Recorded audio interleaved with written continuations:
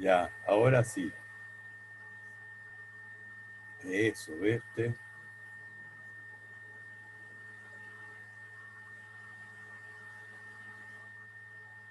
Estamos listos, cuando quieran empezar.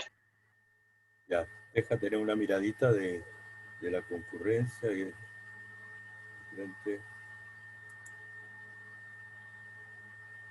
Ujú, ujú. Entonces, ok, tú me dices.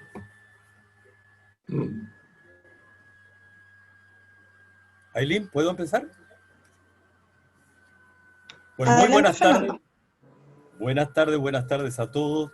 En nombre de la Universidad Andrés Bello, del Centro de Estudios Latinoamericanos sobre China, que es lo que me corresponde dirigir en esa institución, quiero darles la bienvenida porque se trata de una reflexión latinoamericana para un tema que está tan presente como que hoy, no ayer, hoy, en Magallanes, en Punta Arenas, la preocupación es extrema por cómo se está dando allí la pandemia que se extiende más de lo que se habría pensado y nos está planteando muchas demandas y complejidades.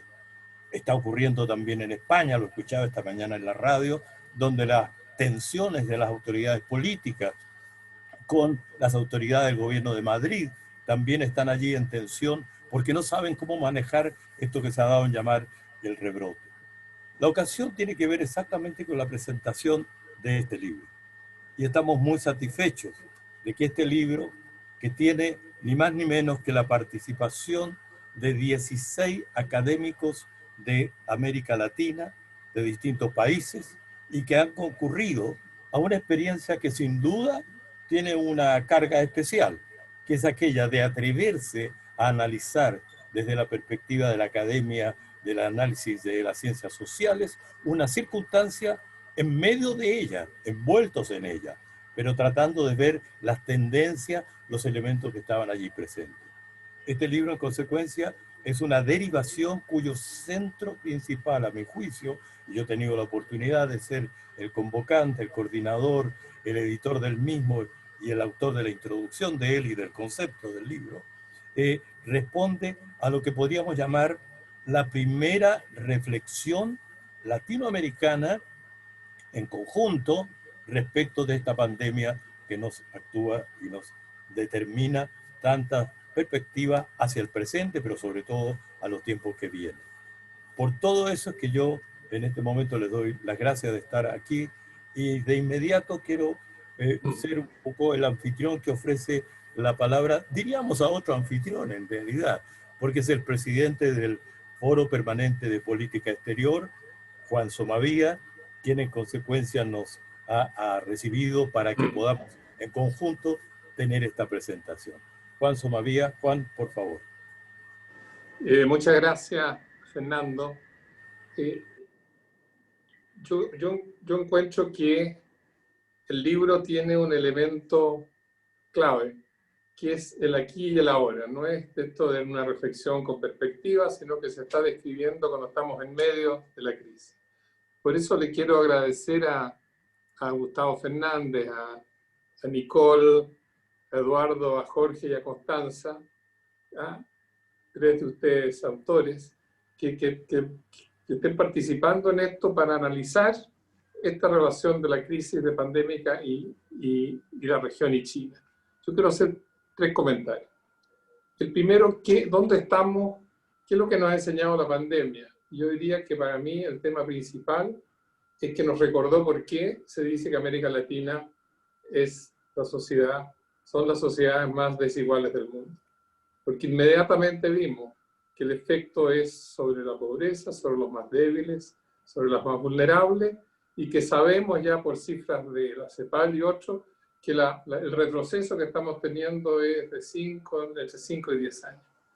De manera de que la pregunta es cómo, con esa realidad que nos recuerda los estallidos sociales que han habido en nuestros distintos países, en Chile, en Perú, en Ecuador, en Colombia, en Bolivia, ¿cómo vamos a salir de la pandemia?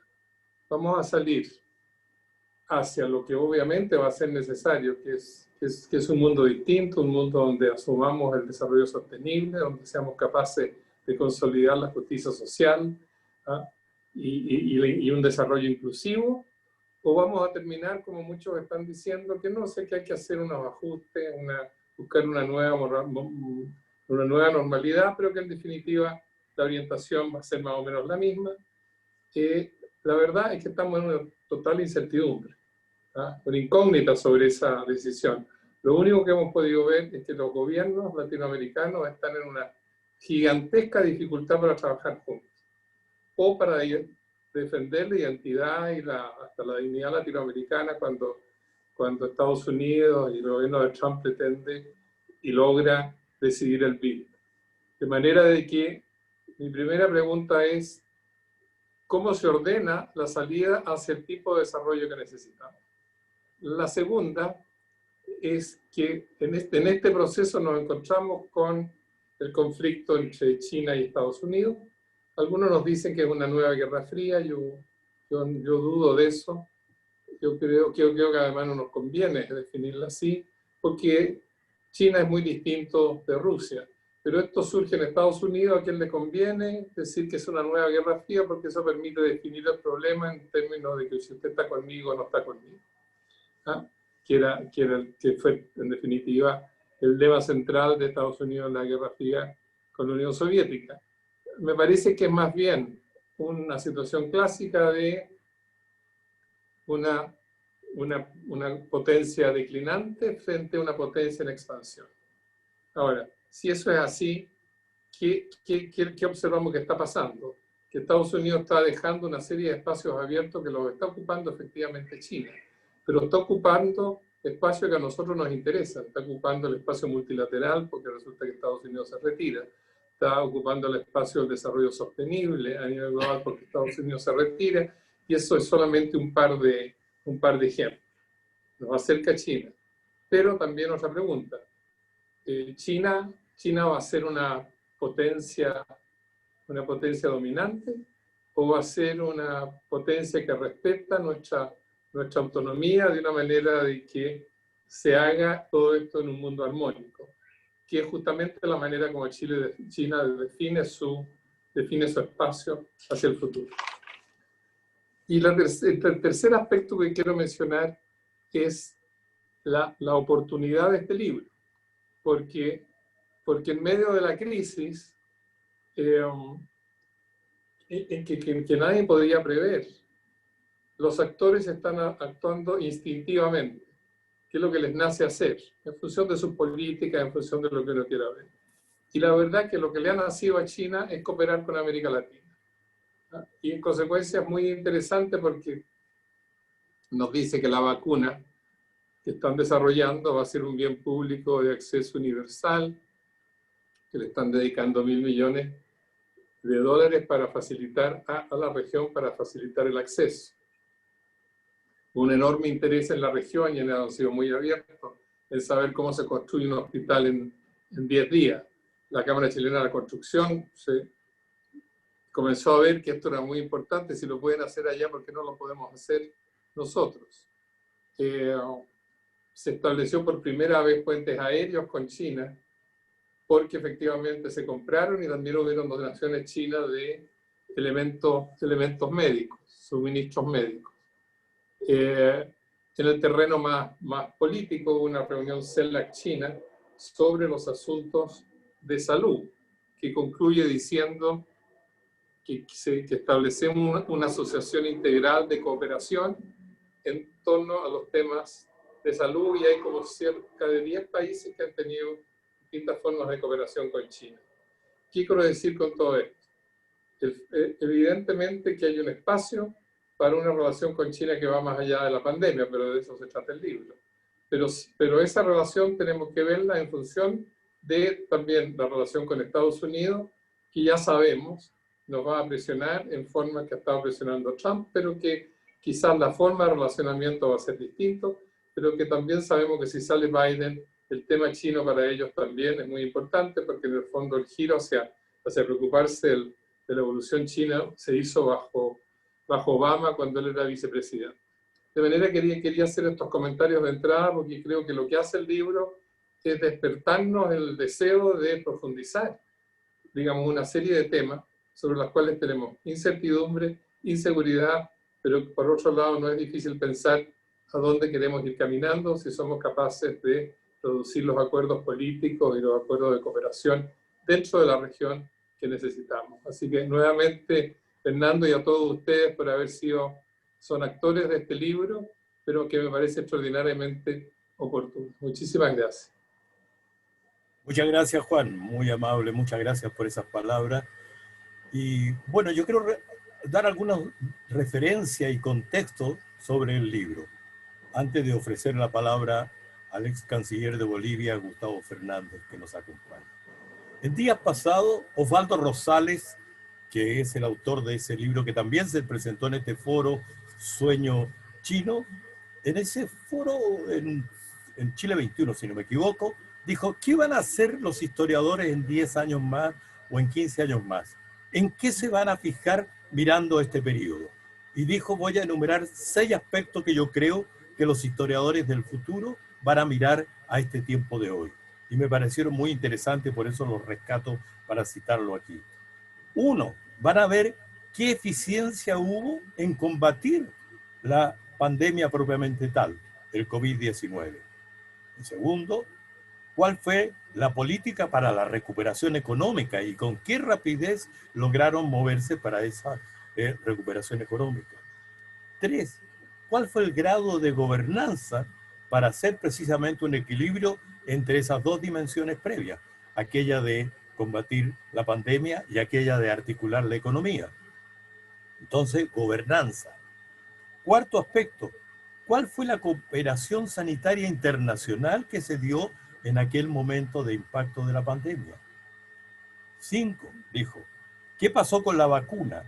¿Quién la consiguió? Y sobre todo, más importante, ¿y cómo se compartió la vacuna en ese momento para el resto de la humanidad? Y el sexto punto, dijo Osvaldo, en que los historiadores mirarán, será aquel de la cooperación financiera internacional. Yo lo que quiero decir es que nuestro libro, de alguna manera, espero que sea una de las tantas fuentes que los historiadores del futuro sobre este tiempo puedan mirar, usar y recuperar. Voy a leer para que recojamos a todos los autores la lista y los temas. Nada más. Bueno, la presentación es de la directora de Relaciones Internacionales de la Universidad, Fabiola Novoa, que, miren ustedes, hoy, no ayer, hoy están haciendo su primer hijo. Así que no puede ser más estimulante poder acompañarla hoy diciendo que estamos presentando este libro que ella respaldó institucionalmente para que existiera. Gracias, Fabiola. La introducción, que es mía, cambia la percepción de la distancia. Y luego tenemos, desde Perú, el profesor Carlos Aquino, Perú y Latinoamérica frente a la pandemia del COVID-19. ¿Qué se puede aprender de la experiencia china? El doctor Jorge Malena, que nos acompaña, escribe La pandemia del COVID-19, impacto en las relaciones sino-latinoamericanas, el caso argentino. Marcos Cordeiro, desde Sao Paulo, desde Perú, junto con Luis Antonio Paulino, la experiencia brasileña para combatir el COVID-19, sus impactos sociales y económicos. Frederick Fagunde Alves y otros autores que lo acompañan, en este caso escribiendo desde el estado de Amazonas de Brasil, o sea, de Manaus. Era otra manera de mirar el problema. Y su artículo es ¿por qué la gente no respeta el distanciamiento social? Reflexiones sobre el COVID en el estado de Amazonas, Brasil. Centroamérica y El Salvador en tiempos de COVID-19.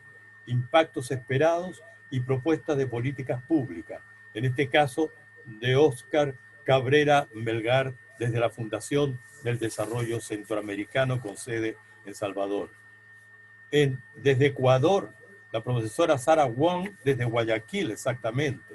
COVID-19 en Ecuador, la pandemia que evidencia inequidades. Experiencias de Cuba en el combate de la pandemia COVID-19, del profesor y hoy día cónsul general en Sao Paulo, Pedro Monzón Barata, de Cuba.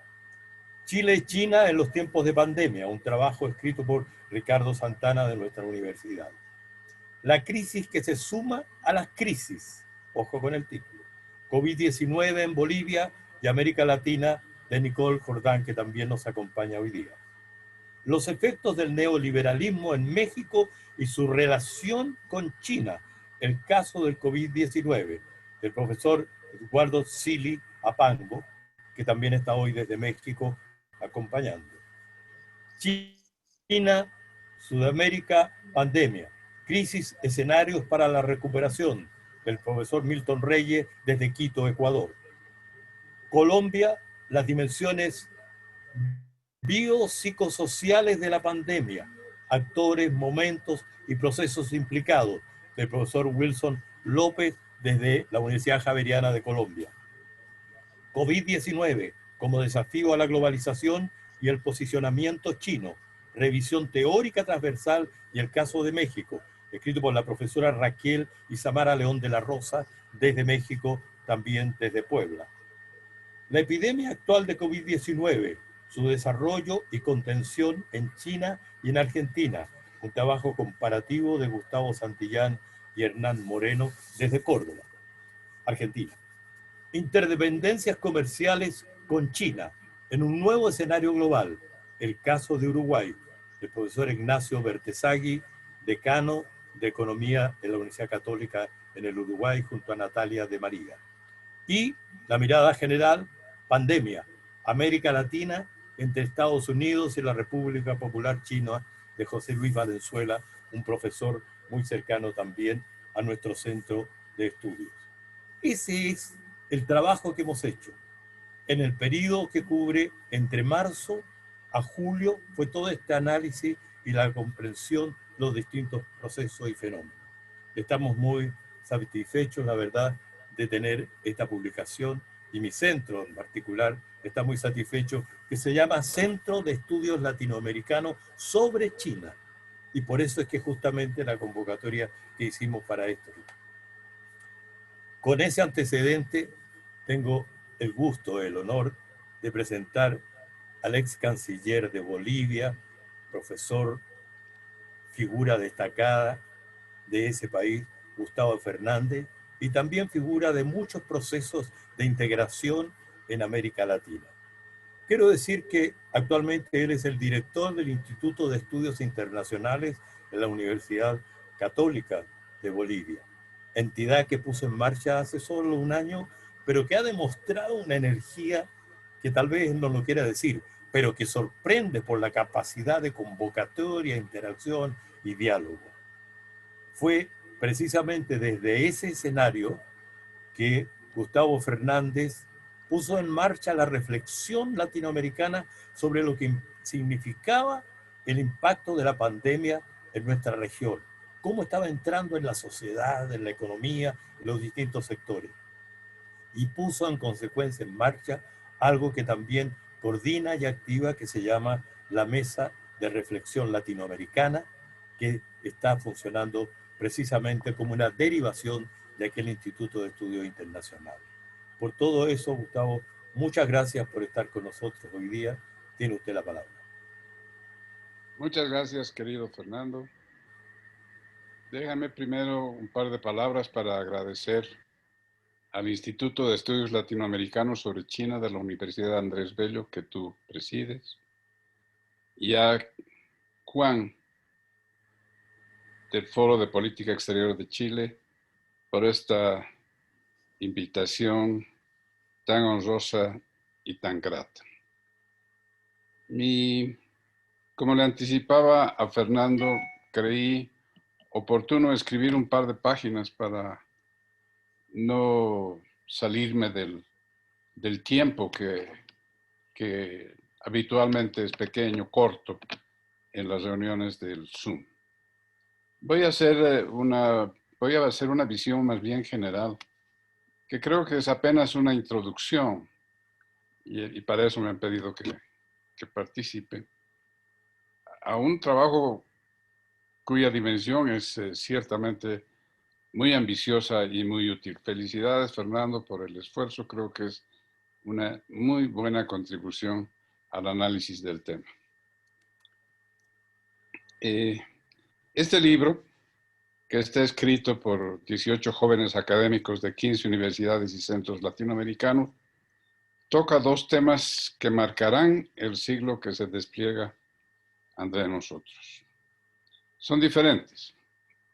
La pandemia, el primero, la pandemia del coronavirus, pasará probablemente como pasan las epidemias, pero dejará huella imborrable. El segundo, la relación de América Latina con China recién comienza, pero ambos están conectados irremediablemente en los hechos y en la percepción de los hechos.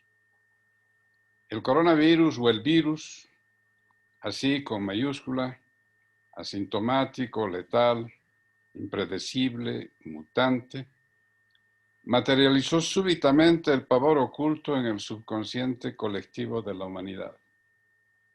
El temor al enemigo desconocido y silencioso, el que escoge a la víctima al azar, con el que tienes que aprender a vivir, porque se quedó contigo, del que solo tu sistema inmunológico te puede defender.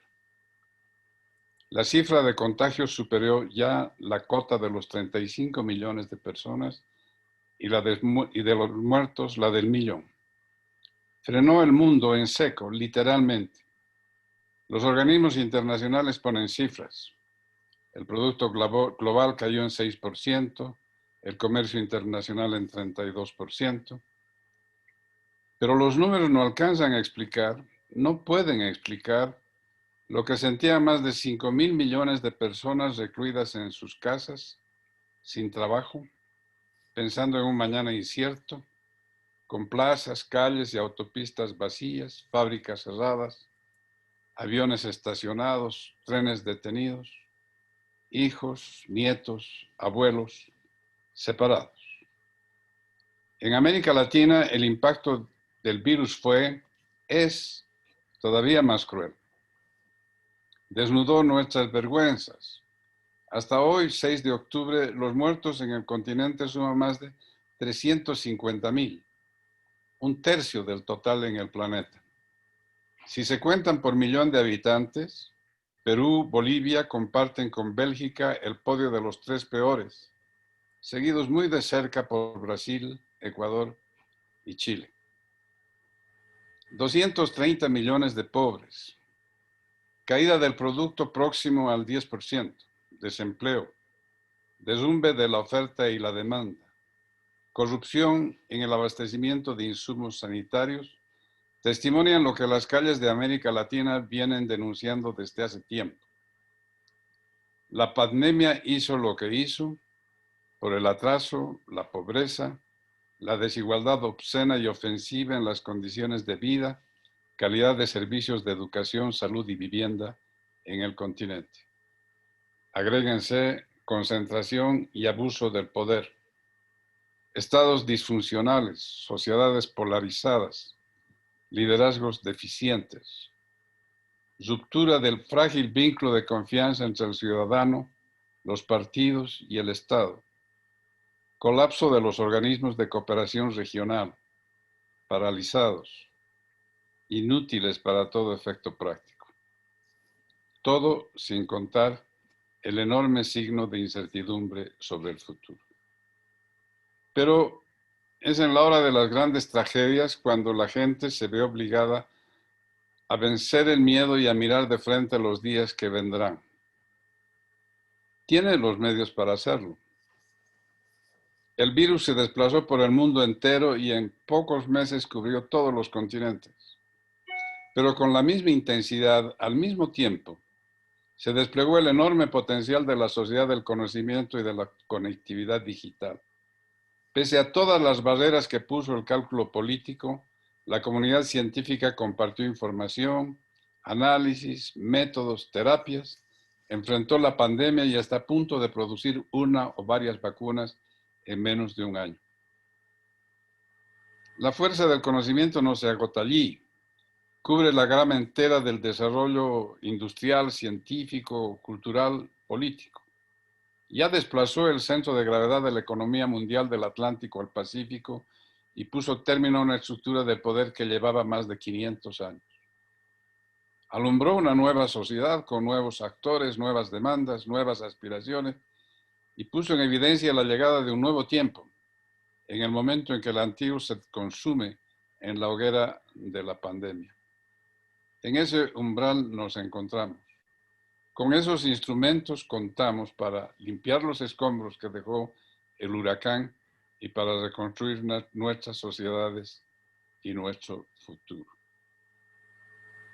La cultura, la huella genética, la visión cósmica de los pueblos indígenas americanos atestiguan el antiguo origen de la interacción de esta parte del mundo con China. Comenzó hace 15 o 20 mil años cuando el hombre que llevaba del Asia cruzó el estrecho de Bering y empezó a poblar el continente. En realidad, el gran impulso llegó en este siglo, cuando la eclosión económica que desató Deng Xiaoping en los 80s multiplicó el consumo de energía, minerales y alimentos, que se tradujo, como sabemos, en el superciclo de las materias primas. Estados Unidos fue en buena medida corresponsable de ese proceso, por sus propios intereses, desde luego, ya que alentó la incorporación de China en el mercado mundial, desde las reuniones de Nixon y Kissinger con Mao y Xu, y el acceso al GATT y a la Organización Mundial del Comercio. La amalgama de capital, conocimiento y mano de obra, que cambió el curso de la historia, resultó, entre otras cosas, del establecimiento de las grandes corporaciones norteamericanas y occidentales en las zonas económicas que se crearon en China para atraerlas. Es en este contexto que China se convirtió en el primer mercado para el cobre de Chile y Perú, el hierro de Brasil, la soya de Argentina, Brasil y Paraguay. Entre 2005 y 2020, el gobierno chino suscribió operaciones de crédito por 137 mil millones de dólares y empresas de ese país invirtieron 125 mil millones de dólares en la región.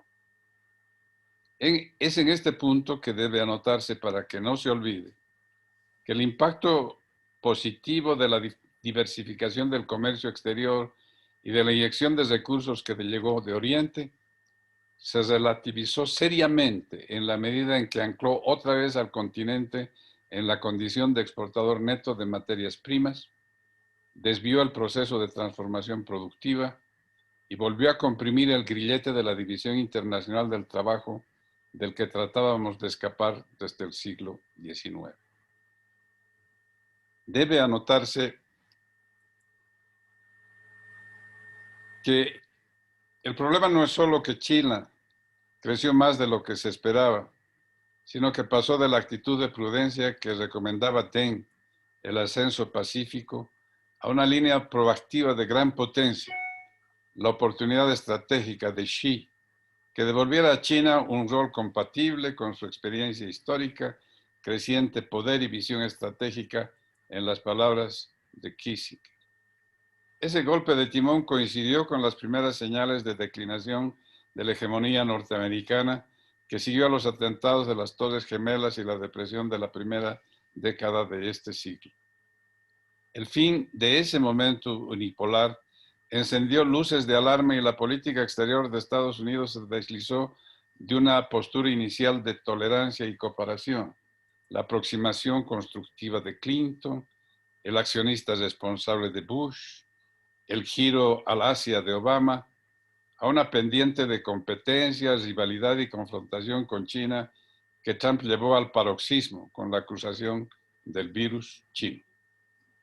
No hay que esperar que ese choque de superpotencias tenga un rápido y espectacular desenlace.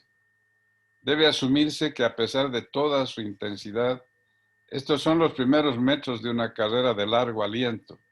Si se recuerda la frase de Simon Leys, que decía que cuando opera en la escala china, la historia se mueve a otros ritmos. Con la pandemia, estos días se comienza a escribir uno de los primeros incidentes de esa contienda.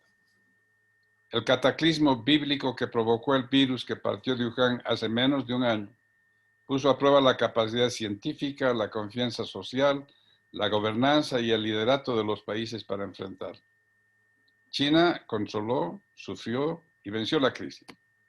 Marcó pautas globales sobre las medidas preventivas, tomó ventaja en la investigación de la vacuna y finalmente llevó cooperación técnica y científica a otros países para combatir la emergencia. La imagen de Trump ayer, quitándose la mascarilla para posar desafiante en las escaleras de la Casa Blanca, al volver de 4 días de internamiento en el hospital Walter Reed, enfermo de COVID-19, no puede ser más contrastante, reveladora y ofensiva. Dejemos la palabra a Fukuyama. Saca sus propias conclusiones de manera más rotunda. Dice, la distribución global del poder continuará inclinándose hacia el este, ya que las naciones del sudeste asiático administraron la situación mejor que Europa o Estados Unidos.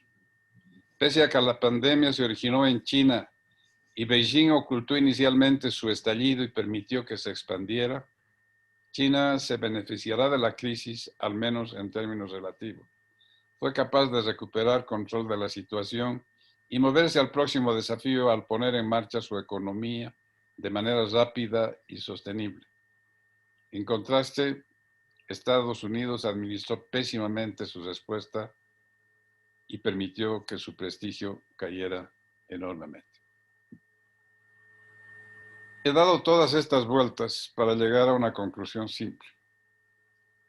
El renovado interés norteamericano en América Latina, su zona de influencia inmediata, en la que inició su despegue como gran potencia en el siglo XIX, se explica por ese quiebre del antiguo equilibrio de poder y la pérdida sostenida de su autoridad y prestigio global. En la hora del reflujo, América Latina vuelve a ser prioritaria en una dimensión distinta. La relación con la región ya no podrá limitarse a la construcción de un muro o a los temas de la migración, narcotráfico, pandillas y maras en la periferia de sus fronteras. La región se valorará crecientemente como reserva estratégica de productos básicos, eslabón importante en cadenas de valor de localización cercana y por un atractivo mercado de más de 500 millones de consumidores. En esa lógica, para alcanzar esos objetivos, Estados Unidos procurará reducir la presencia china en América Latina por todos los medios a su alcance, incluyendo, por cierto, la presión política y la amenaza financiera y comercial. Ya lo viene haciendo. Es en esa pinza de intereses que se delinea el perfil de la disyuntiva latinoamericana en el siglo XXI. De un lado, tendrá que convivir con el imperativo geográfico, histórico y económico de su indispensable vinculación con Estados Unidos, un destino tanto como una opción, y de otro tendrá que afirmar la necesidad de sostener y ampliar una relación económica, cultural y tecnológica con China, beneficiosa y promisoria a pesar de todos sus problemas. No todo se reduce, desde luego, a consideraciones comerciales y monetarias. También están en juego dignidad, valores y utopías. A 200 años de su independencia de la metrópoli colonial, América Latina se ha ganado el derecho a marcar su presencia en el sistema internacional con identidad e intereses propios, a levantar su voz y hacer que se escuche. Creo que esa es la tarea que tenemos por delante. No es pequeña, por cierto, y requerirá un enorme esfuerzo y una conjunción de voluntades que lamentablemente todavía no parece tomar la forma que todos quisiéramos que asomara. Eso es, mi querido Fernando. Muchas gracias. Muchas gracias, Gustavo. Sin duda, un análisis de mucha profundidad que nos deja también preguntas por tratar, análisis por hacer, perspectivas por resolver y sobre todo que se hace evidente también en esta intervención, como la que antes nos hacía Juan, el tema de que tenemos que descubrir la forma de avanzar en medio de esta realidad geopolítica global manteniendo aquello que llamaríamos nuestra independencia, nuestro equilibrio, nuestro derecho a la multipertenencia internacional en medio de toda la necesidad de ser autónomos en el trabajo que vamos llevando hacia adelante para mejorar nuestras sociedades. En fin, este trabajo, este libro justamente también toca ese problema desde una perspectiva, el que la crisis que llegó demostró que había una crisis previa extendida por todos los países previamente. Y eso de una u otra forma cruzó los distintos trabajos que hemos tenido. Yo quería saludar, antes de dar la palabra a tres de los autores que hoy nos acompañan, saludar la presencia de Barbara Stolling, profesora también destacada en el análisis de los temas de China, Estados Unidos, América Latina. Perdón.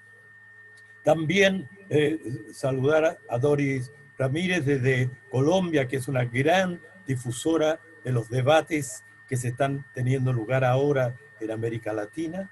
Y en definitiva, recoger las visiones de su presencia de todos quienes están hoy día aquí con nosotros, no solo desde Chile, sino también de otros puntos del continente. Como decíamos al comienzo, el valor de este libro es que es una reflexión colectiva, la primera reflexión regional conjunta sobre el tema de la pandemia, y estamos muy orgullosos por eso.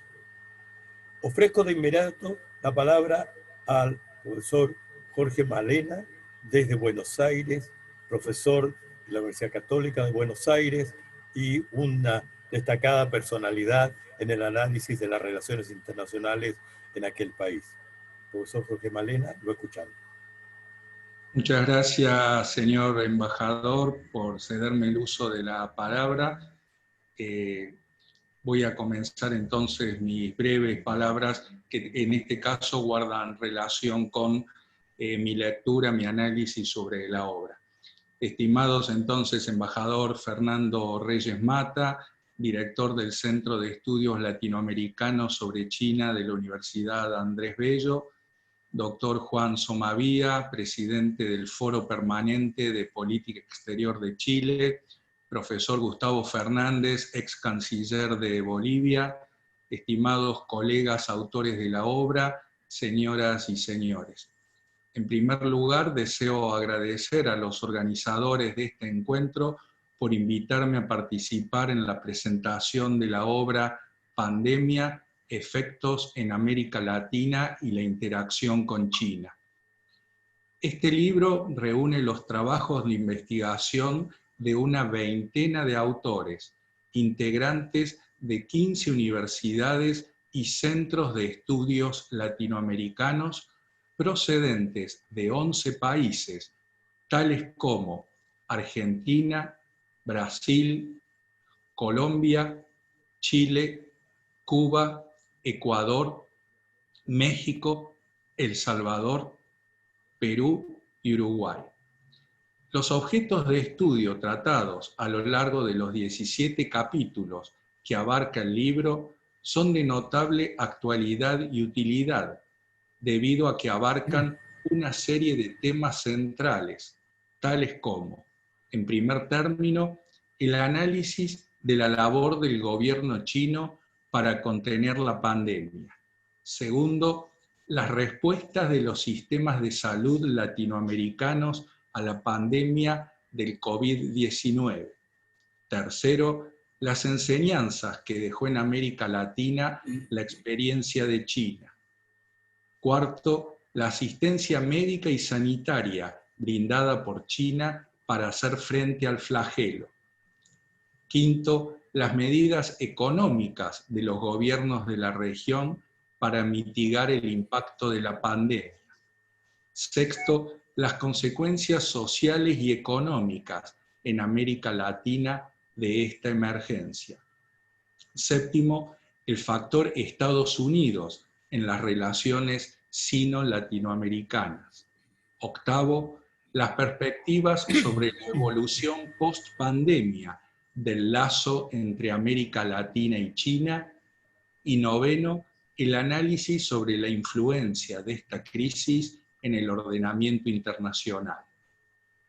Por lo tanto, debido a este enfoque multidisciplinario, multitemático, la actualidad del objeto de estudio y la confluencia de tantos especialistas, esta obra constituye sin dudas una publicación extraordinaria y de recomendable lectura.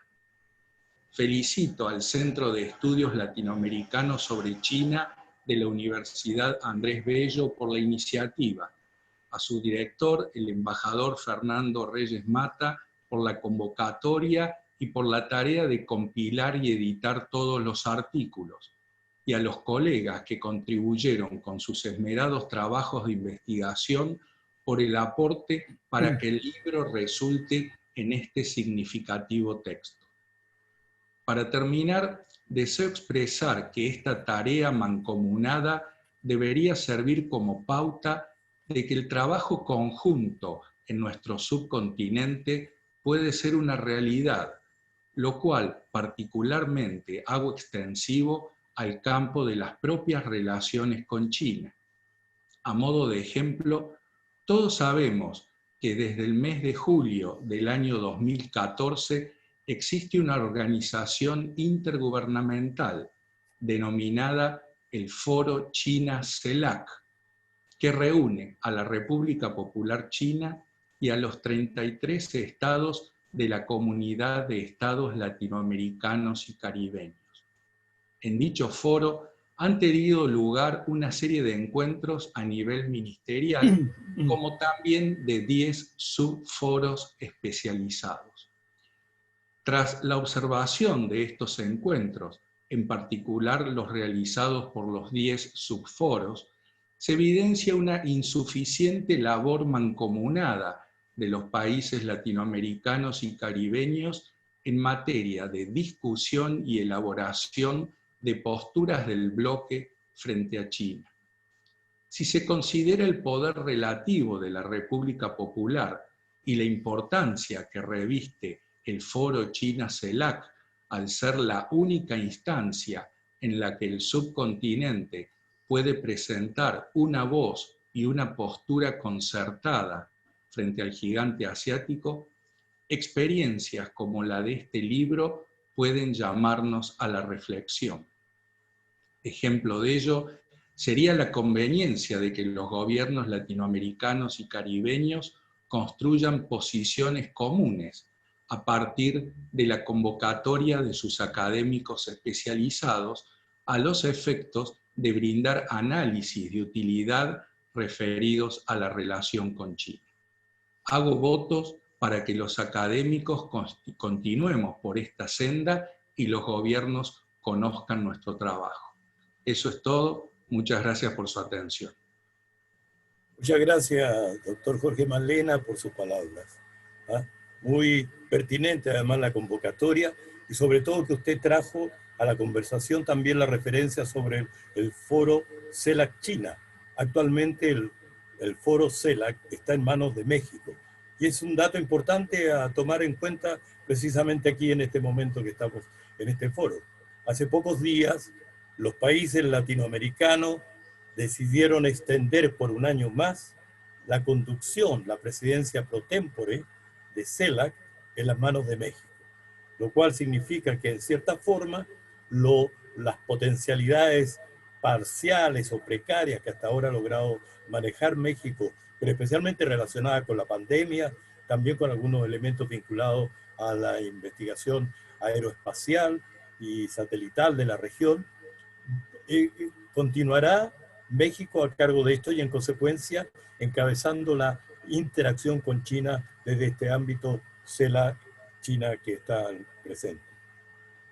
Nicole Jordán, ella es docente de la Universidad Católica Boliviana, coordinadora de proyectos sobre desarrollo sostenible de la Fundación Friedrich Ebert en Bolivia y, bueno, una expresión de las nuevas generaciones que están entrando precisamente en el análisis y el debate de nuestras relaciones internacionales en la región.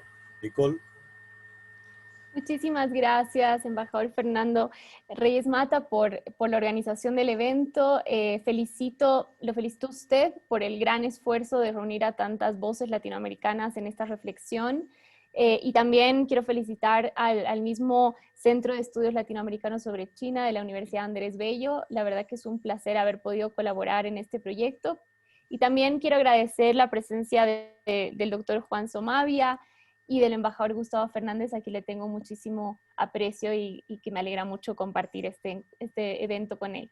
Y bueno, a todos los presentes, muchísimas gracias por acompañarnos en este gran esfuerzo.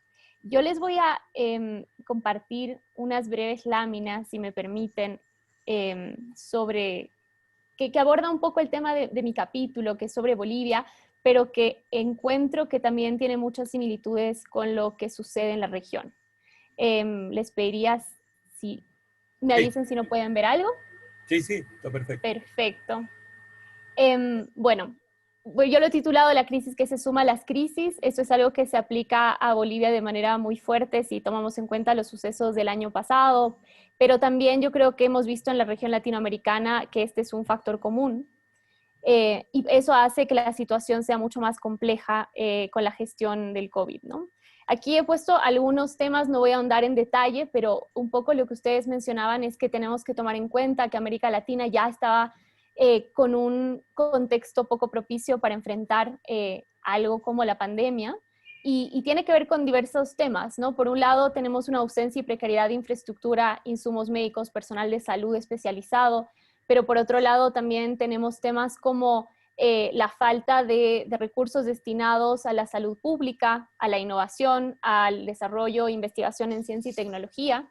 Y por otro lado tenemos el tema económico, que es muy fuerte por los elevados índices de pobreza y desigualdad, también por el tema de la economía informal, que es uno de los sectores más afectados, y esto hace que el dilema entre morir por COVID o morir de hambre haya sido un factor muy fuerte en todo este escenario.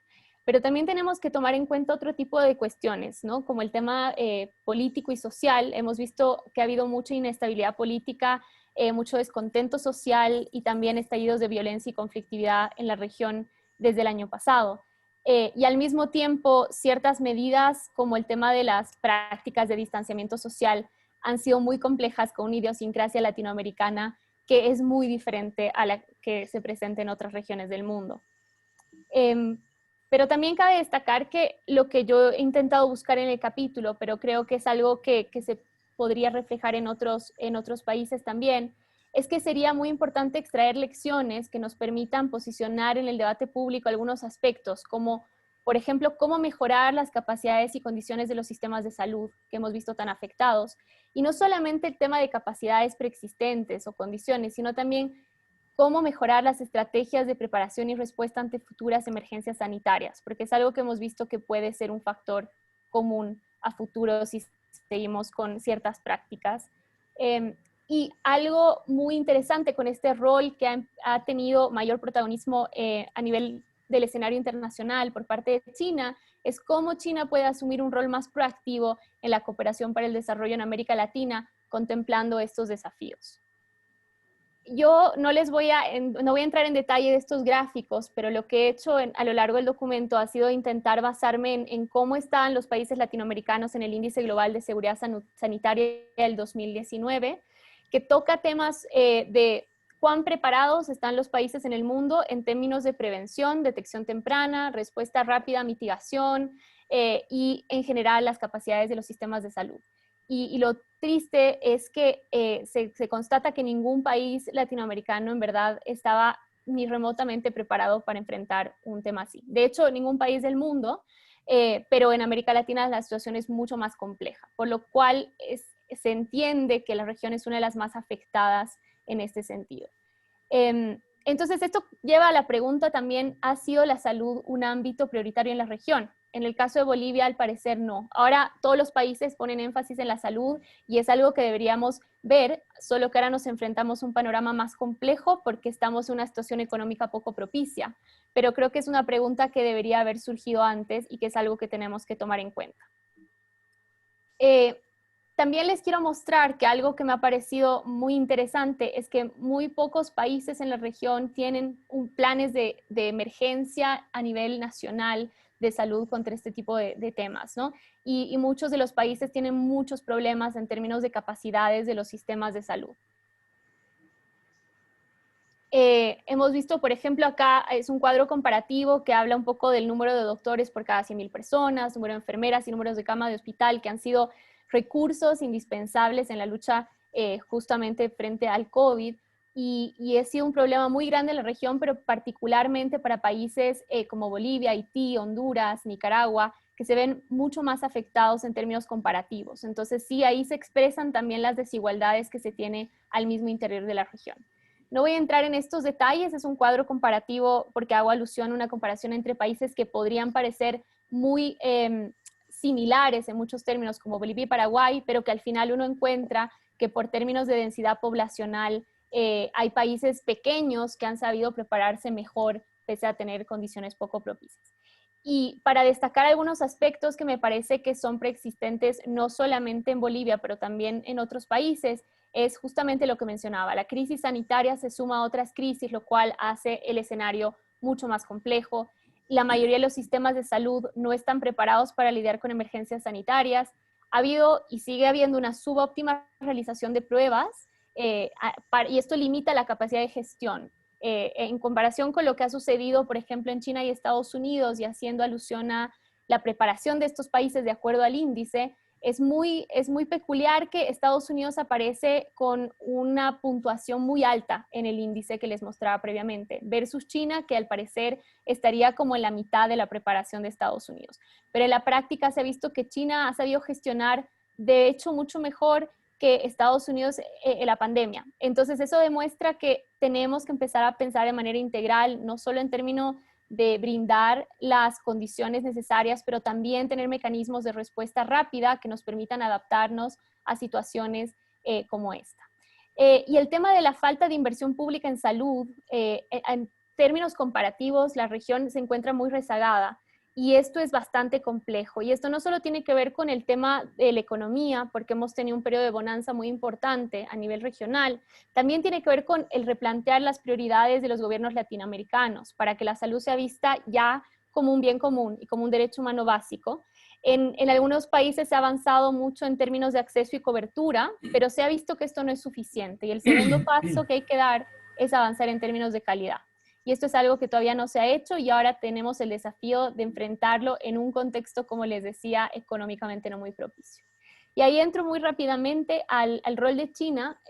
China ha tenido un papel protagónico en términos de cooperación internacional durante la pandemia, ¿no? No solamente por el tema de la asistencia humanitaria, con el envío de expertos, suministros y equipos de alta demanda, en un momento en el que todos los demás países se encontraban con una mirada mucho más interna, pero también ha mostrado una promoción y apoyo al multilateralismo y a la cooperación con algunas señales, como por ejemplo aquella en el marco del G20 referida a la suspensión del pago de deuda para los países más pobres.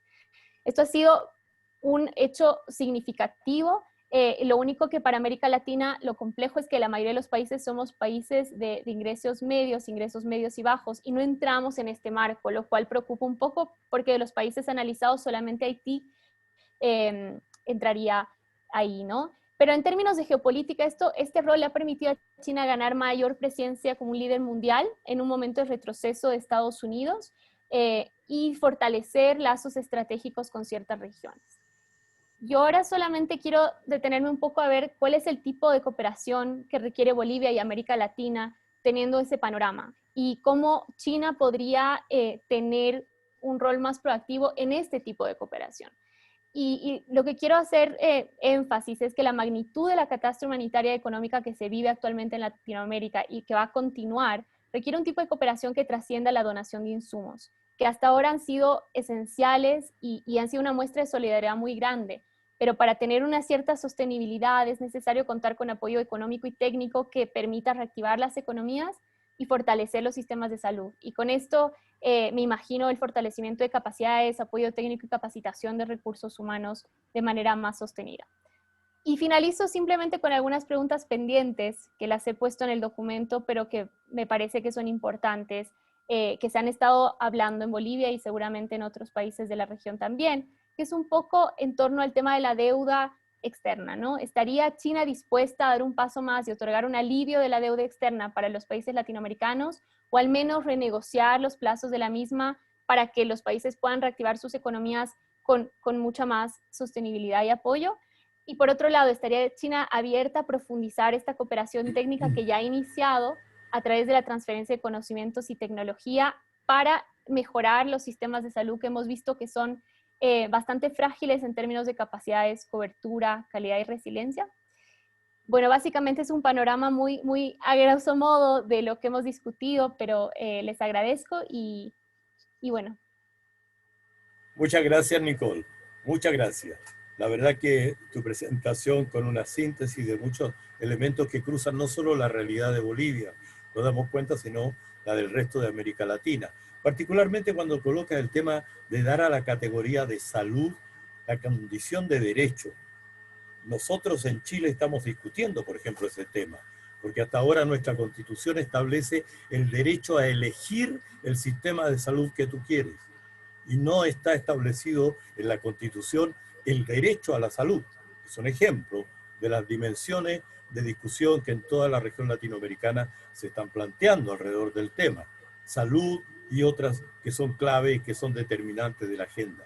Y es precisamente este aspecto sobre el sistema de salud, las creaciones de salud cruzado con mercado, que marcaron mucho el trabajo de Eduardo Chili. Bueno, Eduardo es profesor de la Universidad Autónoma Metropolitana de México y yo quisiera en consecuencia invitarlo también en unos breves minutos a hacernos su presentación en este encuentro. Eduardo. Muy buenas tardes a todas y a todos desde México. Yo me sumo a las felicitaciones y a los agradecimientos al embajador Fernando Reyes y a todos y todas y todos los presentes por estar aquí en este espacio de reflexión. Como mencionó el embajador Fernando Reyes, a quien agradezco personalmente también la invitación por incluirme en el proyecto, me gustaría compartir con ustedes algunas palabras que se relacionan con precisamente lo que yo elaboré para el libro, que tiene que ver con una reflexión sobre los impactos del neoliberalismo en el sistema de salud mexicano particularmente, y de hecho que tiene que ver mucho con el debate que ya mencionó el embajador Fernando Reyes sobre la salud como derecho. En México, y es algo que precisamente analizo en el capítulo en este libro, el neoliberalismo ha afectado el sector salud de manera tal que prácticamente se encuentra pues abandonado, digámoslo. Y entonces la administración actual en México ha aprovechado ese vacío, por así decirlo, ese abandono del Estado en el sector salud. Digo, se destina menos, 2% del PIB o menos al sector salud en México. El gobierno actual mexicano ha aprovechado eso para fortalecer paradójicamente, o no sé si paradójicamente, pero sí ha aprovechado la oportunidad política del coronavirus para fortalecer los lazos con China precisamente. ¿En qué sentido? Pues en el sentido de, como ya lo habían mencionado, del ejercicio del llamado puente aéreo y de la diplomacia de las mascarillas de China. Es decir, que de alguna manera el coronavirus, a pesar de que, como ya lo han reseñado quienes me antecedieron en la palabra, ha afectado mucho a las sociedades en el mundo, políticamente hablando se ha aprovechado tanto en México particularmente en su relación con China, y China lo ha aprovechado también de manera mundial. Aquí me gustaría destacar lo que se dijo, lo que dijo el profesor Juan Somavia, que recordó la intención de China sobre si la vacuna y por extensión la salud es un bien público global. Lo traigo a colación porque, bueno, aparte de que el estudio de los bienes públicos globales es una de mis principales líneas de investigación, la narrativa del bien público global contrasta con la idea de la salud como derecho. Es decir, me parece que en América Latina o particularmente en México, sí se tiende a pensar en la salud como derecho, y en un derecho en el sentido de que corresponde al Estado suministrarla. Pero en China, la salud se piensa como un bien público. ¿Cuál es la diferencia? Que en la provisión del bien público, el gobierno es solo un participante más de todo un entramado que va desde el gobierno hasta agentes civiles, empresas, incluso, qué sé yo, para poder suministrar el bien público. Y esa dinámica, un poco aludiendo a una de las reflexiones de la profesora Nicole Jordan, de cómo gestionar, o sea, cómo mejorar las capacidades de gestión ante crisis, el asunto de los bienes públicos en China es lo que a mí me parece explica el éxito de China en gestionar su pandemia. Y en México particularmente, el neoliberalismo nos ha hecho a nosotros, aparte de abandonar el sector salud, nos ha hecho, debido también a la experiencia o a la dependencia, al trayecto histórico del paternalismo mexicano gubernamental, pues nos ha hecho pensar que la salud es solo deber del Estado, proveerla, suministrarla, financiarla. Y por eso, al menos en México, pues tenemos un problema muy grande y que de hecho copiamos, ya saben, un poco el modelo estadounidense, en el sentido de la filosofía neoliberal de la libertad. Es decir, aquí en México apreciamos mucho más la libertad de salir, ¿no? Que se relaciona un poco con otro tema que se discute de que por qué la gente no respeta la cuarentena o el confinamiento. En México también pasa eso, pero me parece, y es algo que argumento en el capítulo que escribí para el libro, la filosofía neoliberal y la santificación de la libertad individual ha hecho en México que no se respete las directrices del gobierno, cosa que no pasa en China. O sea, no quiero decir que en China no es que haya libertades, sino que no tienen a la libertad tan deificada, y entonces puede haber una buena cooperación entre órganos de la sociedad civil, empresas y gobierno, todos unidos en un esfuerzo para proveer el bien público de la salud en este caso.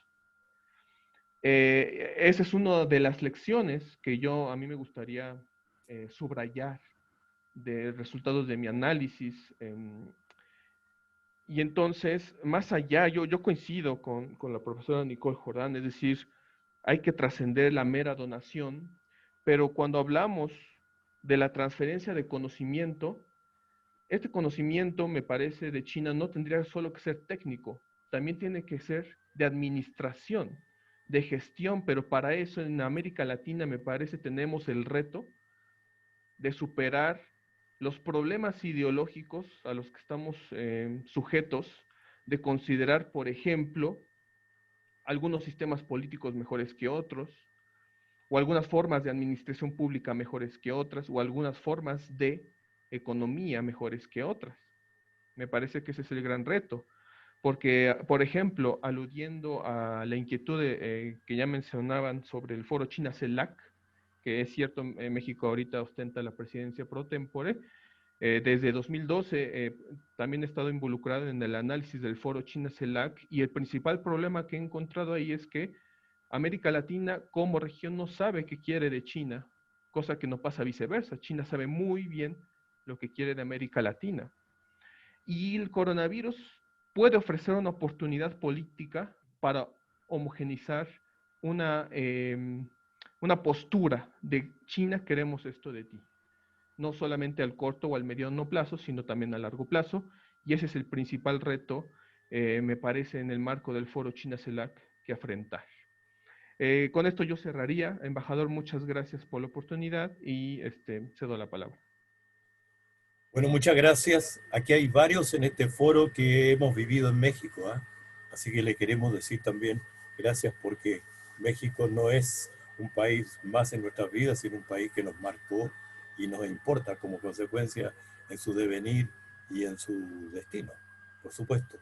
Quiero también saludar al empresario Jorge Balduzzi, quien está aquí, y me parece muy interesante que nos acompañe, porque Jorge Balduzzi es de los primeros que llevó el vino a China y abrió espacio allá para construir por encima de las institucionalidades políticas la interacción específica.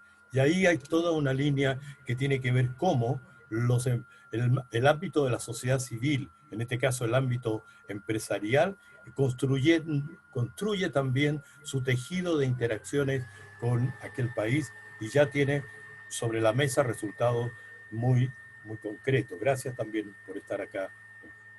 Y yo, en consecuencia, ahora ofrezco la palabra a Constanza Jorquera. La presenté al comienzo del foro, lo reitero. Una responsable, una profesora doctorada en los temas de comprensión de las relaciones internacionales, y particularmente en los temas que tienen que ver con las interacciones tanto con Corea como con China específicamente. Constanza, un gusto. Te hemos pedido que tú hagas una suerte de interpretación de todo el conjunto de las versiones previas. Tienes la palabra. Primero que todo, muchas gracias, embajador, y a todos los presentes, también a cada autora y autor del libro, porque es una obra muy importante, tal como habíamos comentado anteriormente en el trabajo de Osvaldo Rosales. Me parece que es muy importante contar con obras actuales pensadas desde América Latina para aquellas políticas que no solamente que ver con nuestra relación con China, el sistema internacional, sino que también cruzadas por un nuevo escenario que no imaginábamos, que es el tema de la pandemia. Me parece que todavía estamos hablando como el concepto de post-pandemia, y no sabemos cuándo esa pandemia va a terminar. Bien, entonces me parece que es muy importante contar con este texto que también responde en su conjunto a aquellas problemáticas propias de la región que finalmente van a ser una variable fundamental para entender el problema. No voy a ahondar sobre las realidades de los países, pero estoy muy de acuerdo y comparto con las palabras del embajador Somavia y de las expositoras y expositores, de que efectivamente la pandemia ha evidenciado aquellas problemáticas que se mantenían visibles, pero cubiertas por este discurso que desde los 90 nos ha caracterizado por la importancia del regionalismo abierto, de tener economías integradas con los mercados internacionales, de crecer económicamente, de que efectivamente nuestros países han avanzado y están más partícipes en el sistema internacional, pero tampoco eso consiste en avanzar en un rol más activo en la toma de decisiones, y también evidenciar en la obra y también en muchas otras discusiones la carencia de una estrategia para dialogar en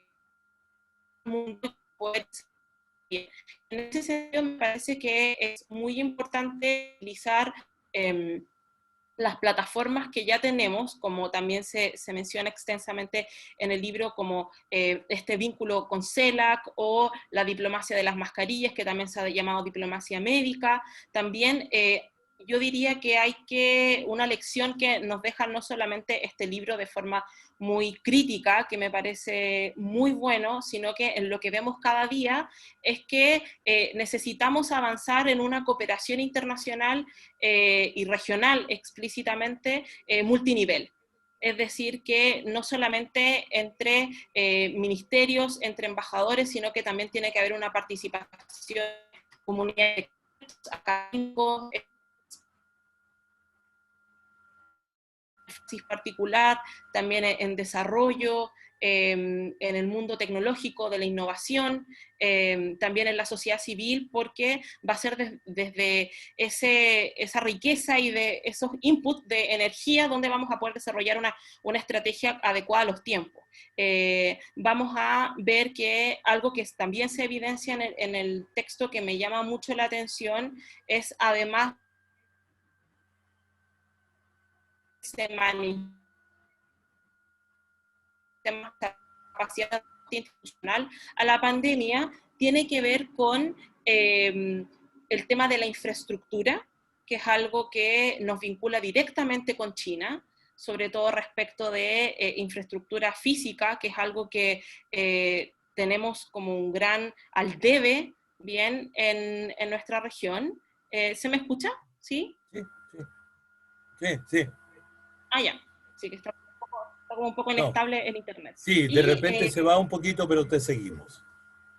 Ah, ya, gracias.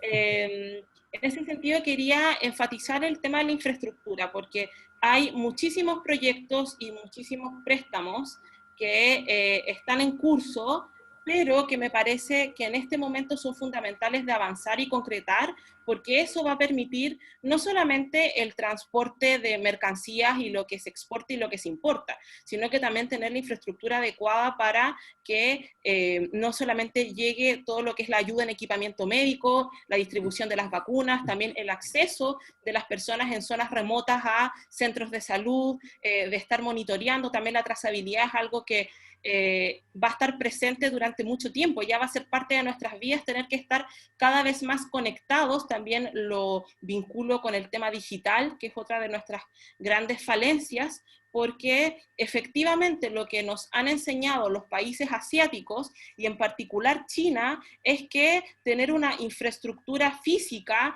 y digital es lo que nos permite hacer un seguimiento y tomar decisiones de forma más eficiente y más eficaz.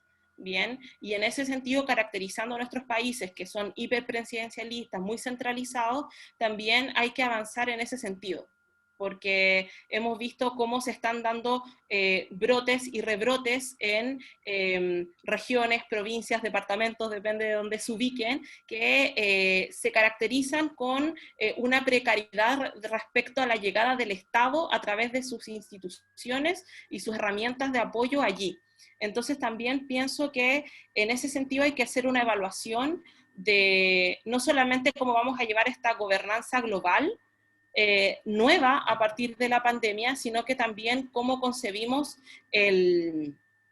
la idea de un Estado, cuál va a ser el rol de nuestro Estado y de las instituciones, y claro, en el caso de Chile es algo más explícito respecto al tema de la discusión en el proceso constituyente.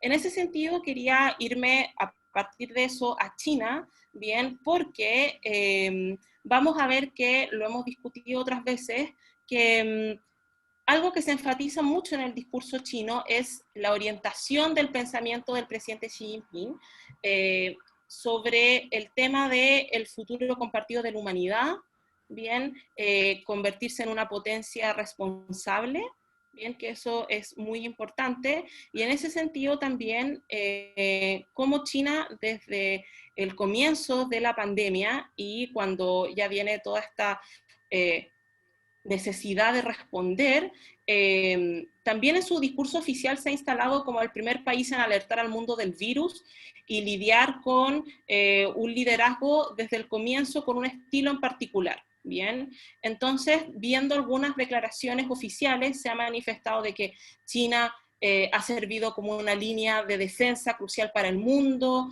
que ha luchado contra el virus con fuerza, ingenio y sacrificio, que en ese sentido también se han ocupado conceptos como la victoria final, es decir, estamos frente a una narrativa la cual tenemos que comprender, bien, y en ese sentido vamos a ver que más allá de la competencia que pueden existir entre los estados latinoamericanos por quien recibe primero la ayuda, también tiene que existir una creación de confianzas que en este momento es bastante complejo, bien, algo que se mencionaba también respecto al tema del BID y el rol de Estados Unidos, también hay que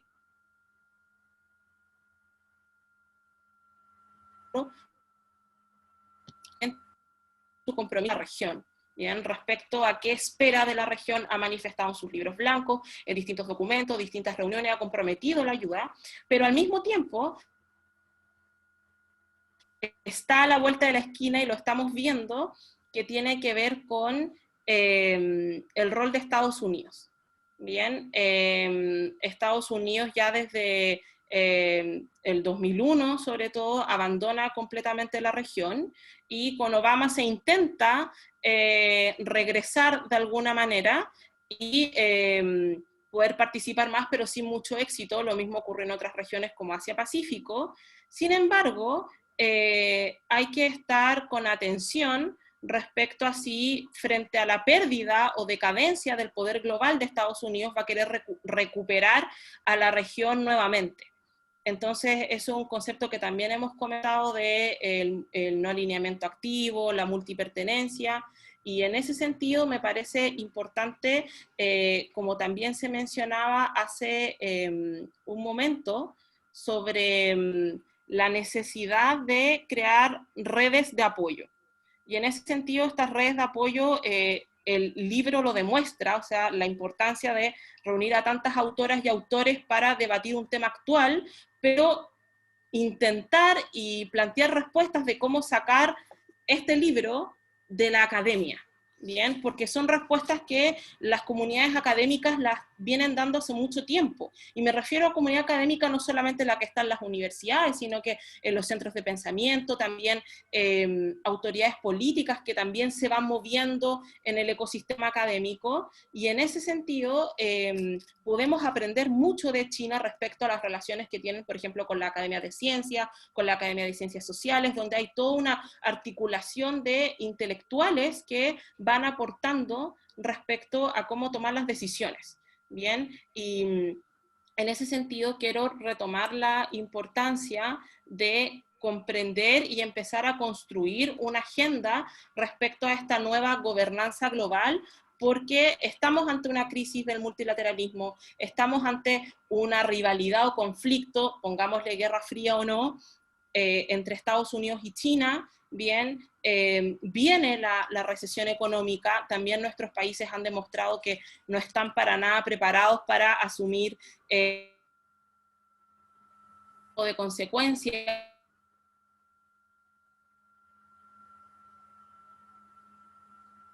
Es bastante progresiva, pero que también ha tenido que ajustarse.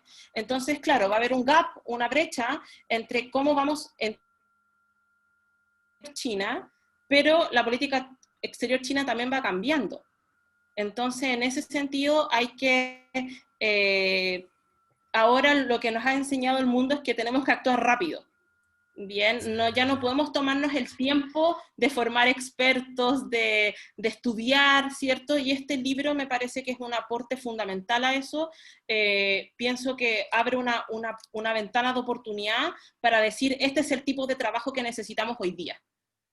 Por supuesto, la investigación con perspectiva histórica y todo eso nos ayuda mucho al conocimiento mutuo, pero necesitamos seguir produciendo conocimiento y seguir conectándonos con otros actores de las instituciones y la sociedad civil. Así que mis felicitaciones a las autoras y autores. Es un libro muy importante, espero que todas las personas puedan leerlo, puedan acceder a él y que sirva como material, no solamente para la formación de expertas y expertos en China, sino que también para los tomadores de decisiones, que es muy importante en estos momentos. Así que muchas gracias. Muchas gracias, Constanza. La verdad que hemos tenido más bien felicitaciones en todo el chat. Yo buscaba preguntas, pero en realidad lo que más tenemos son comentarios de felicitaciones, de la oportunidad del trabajo, de tal modo que queremos pues agradecer precisamente esto. Y nos quedan solo muy pocos minutos porque nos hemos comprometido a terminar a las 7:30, pero yo no sé, Gustavo, si después de toda esta vuelta, permíteme que diga así, si tienen una suerte de un par de minutos de comentario final a lo que ha sido toda esta reunión.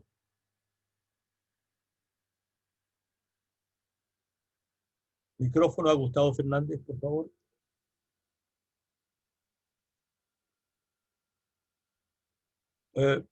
Ya, ahora sí. Ahora sí, ya. Sí, señor.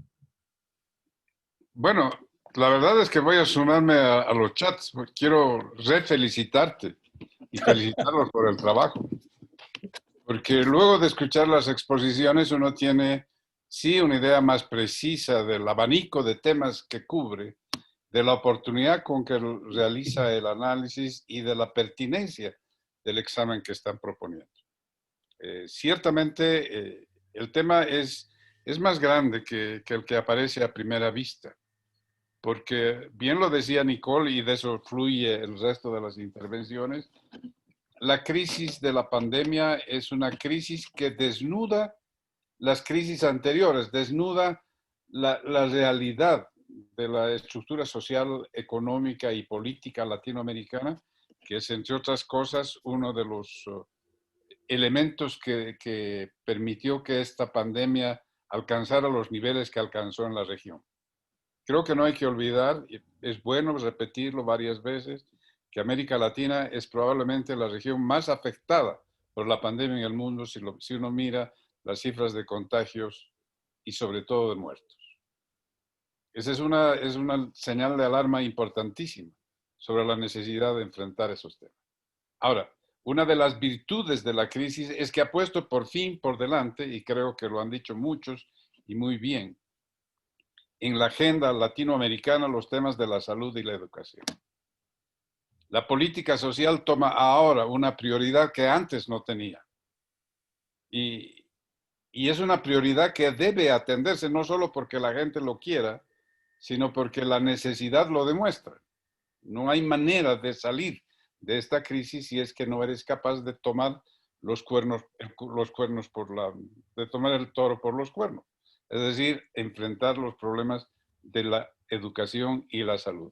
Y ahí se produce una confluencia interesantísima entre las urgencias que salen de la pandemia y las demandas que los jóvenes ya venían planteando en las calles de América Latina, antes de que la crisis de la pandemia explotara. Si uno se fija bien, desde hace unos 3, 4, 5 años, los jóvenes de América Latina han estado saliendo a las calles en demanda justamente de educación y de salud, como demandas prioritarias, porque además eso coincide perfectamente con la conciencia que ellos tienen de las cosas que necesitan para enfrentar los desafíos del futuro. Factores que tal vez los gobernantes y los políticos no logran ver con la suficiente claridad y transparencia. De manera que el trabajo y las exposiciones que he escuchado hoy día sí me entusiasman sobre el alcance de las cosas que están haciendo y de los resultados que pueden producir. Felicidades, Fernando. Gracias.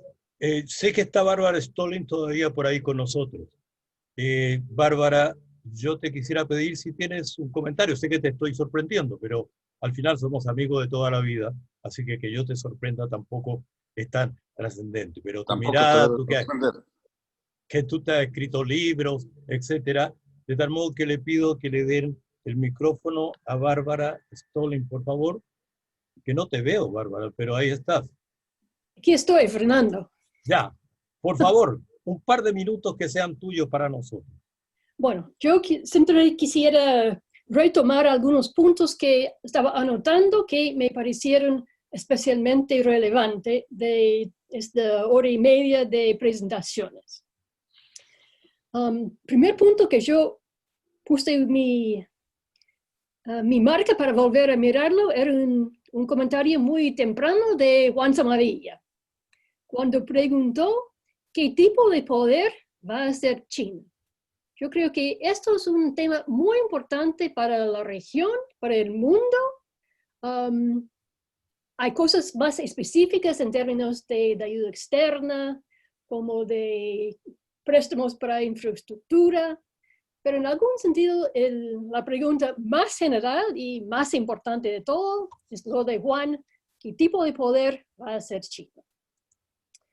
Después, varias personas pusieron en la mesa una cosa que yo creo que es crucial, que creo que era Eduardo de México, que lo puso en forma más clara.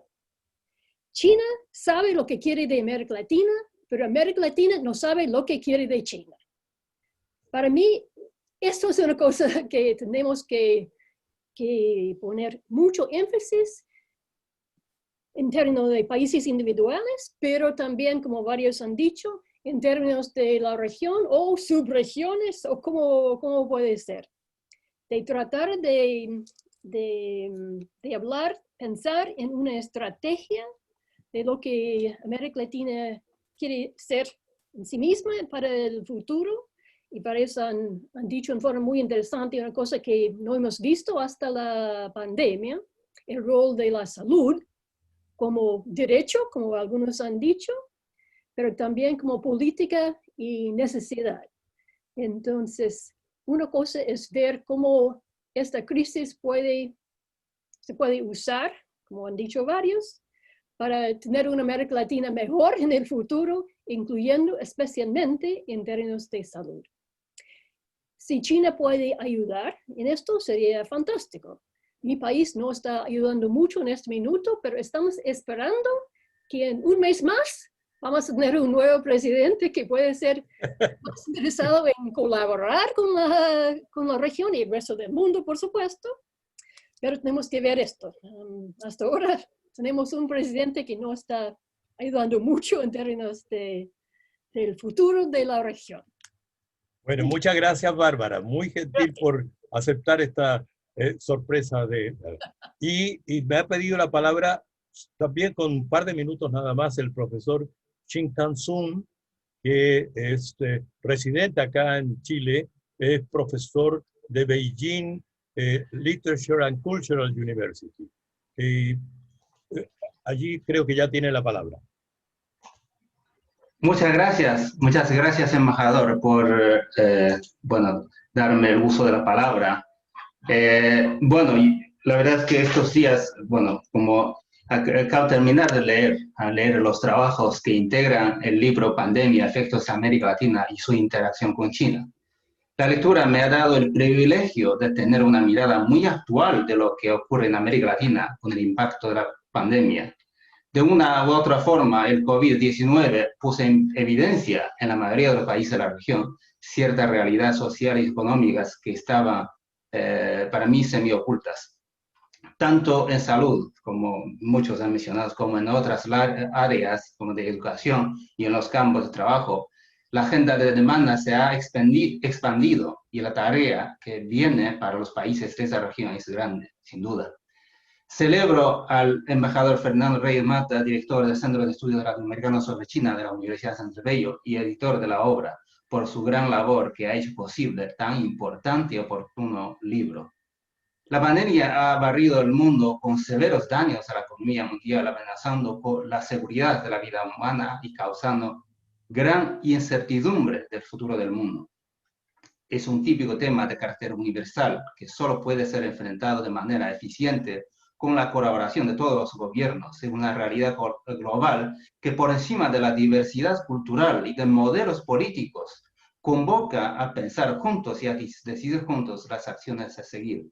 Es un espacio para la colaboración, tal como queda en evidencia en los diversos trabajos de este libro, y China lo ha vivido con sus amigos latinoamericanos de manera concreta.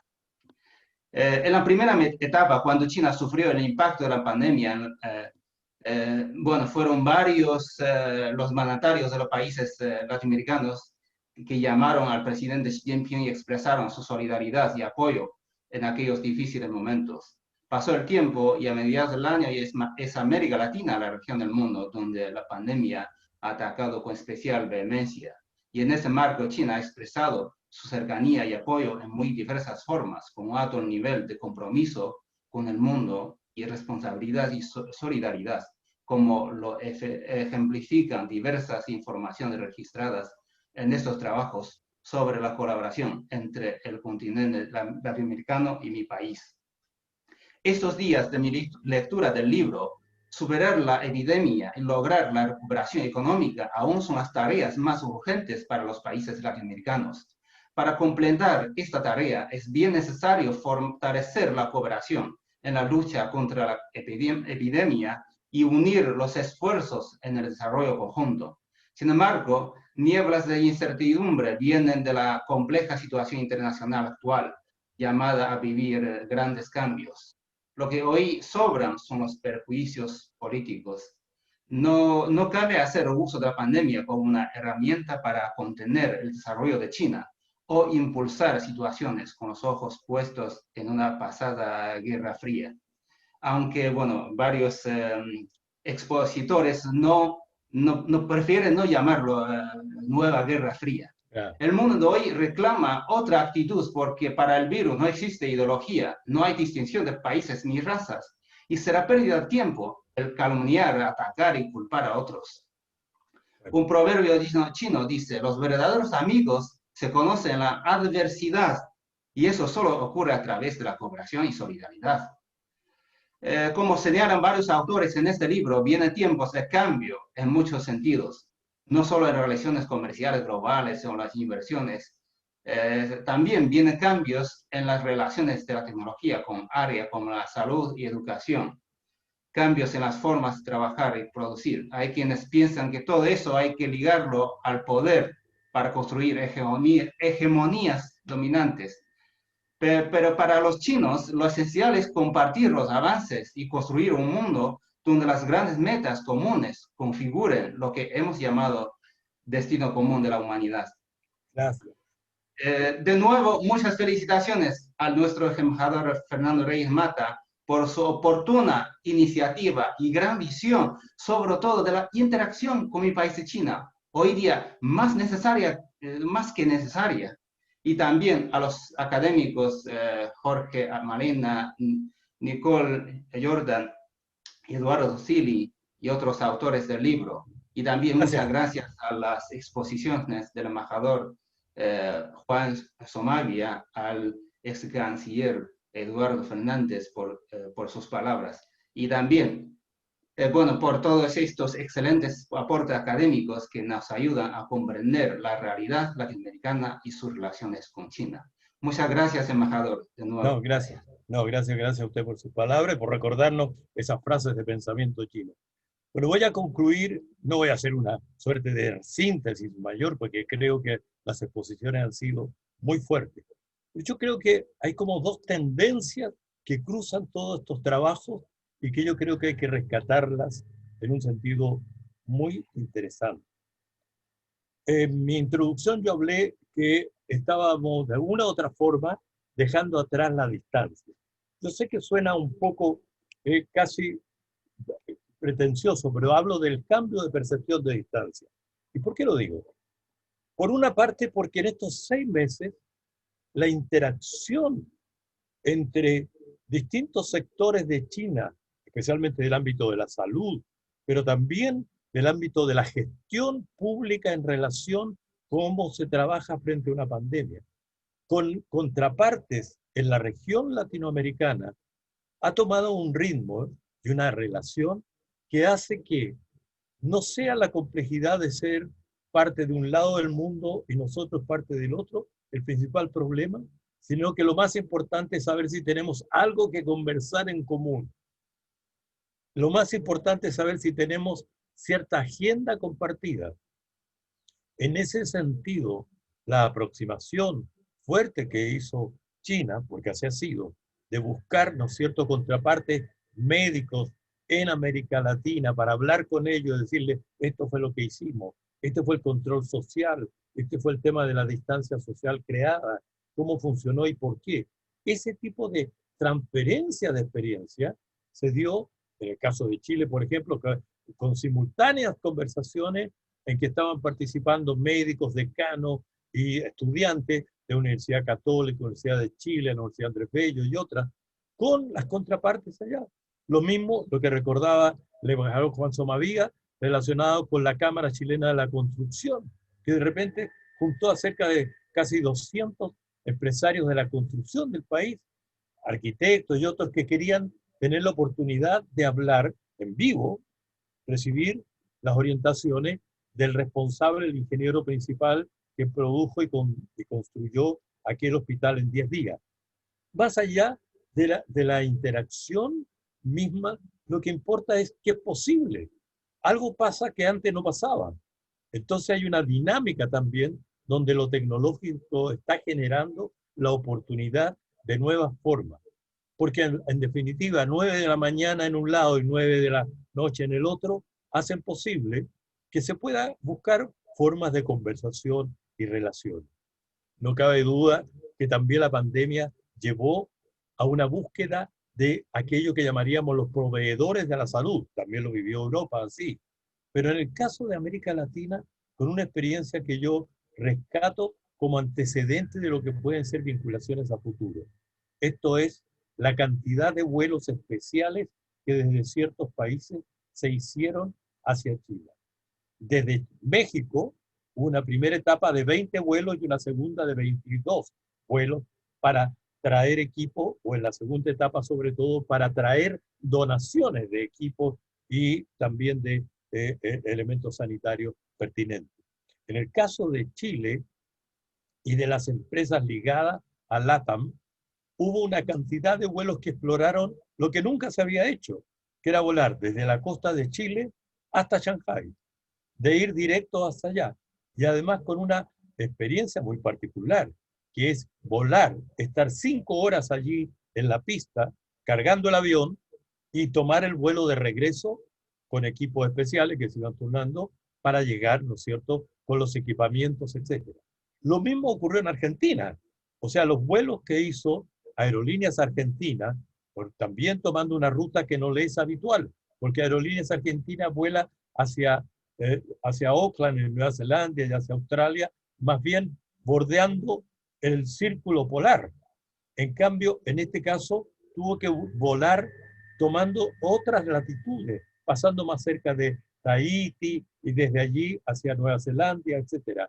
Entonces, volando con una ruta más bien hacia el norte. Ustedes dirán que esto solo es tangencial, pero yo tengo la impresión que abre ventanas de potencialidades de interacción. ¿Y dónde hay que colocar esos temas? Y ahí me tomo de lo que se señalaba sobre CELAC China. Y es cierto lo que decía Constanza. China ha planteado cosas concretas, también lo decía Eduardo, ¿no?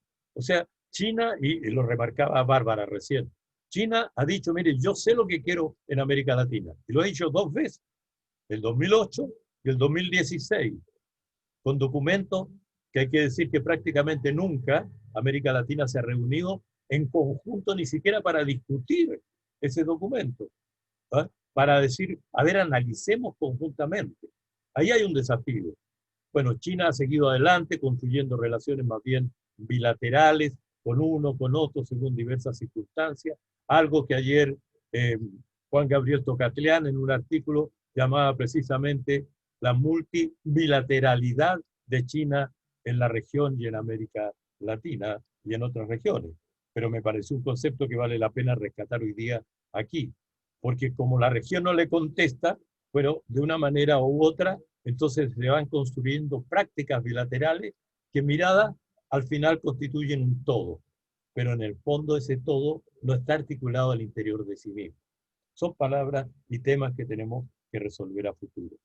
Yo podría decir muchas cosas más, pero quiero agradecerles extraordinariamente que hayan estado aquí de tan diversas partes, de tan distintos países, ver a gente como por ejemplo la doctora Rosalía Fernández de México, que la veo que también está allí participando en este Zoom, o la doctora Elena Abramidou de Grecia, que también está siguiendo este encuentro, y otras personalidades que se encuentran en este lugar. Yo a todos les digo muchas gracias, hemos hecho un gran esfuerzo, aquí está el libro y pronto estará en las librerías y también estará con acceso, según me contaban hoy día, la editorial a la cual me he mencionado, perdón, me van mañana a colgar. Simplemente editores, ¿ah? Que fueron los que han hecho todo el esfuerzo de la publicación, la redacción, etc. Y el diseño, naturalmente, tengo que agradecerlo a Jimena Puccio, que es la que hizo todo el diseño del libro completamente. A todos ustedes, a todos los que colaboraron en este texto, pues muchas gracias. Buenas noches y hasta otra oportunidad. Hasta el próximo libro. Gracias. Gracias. Adiós. Adiós. Muchas gracias.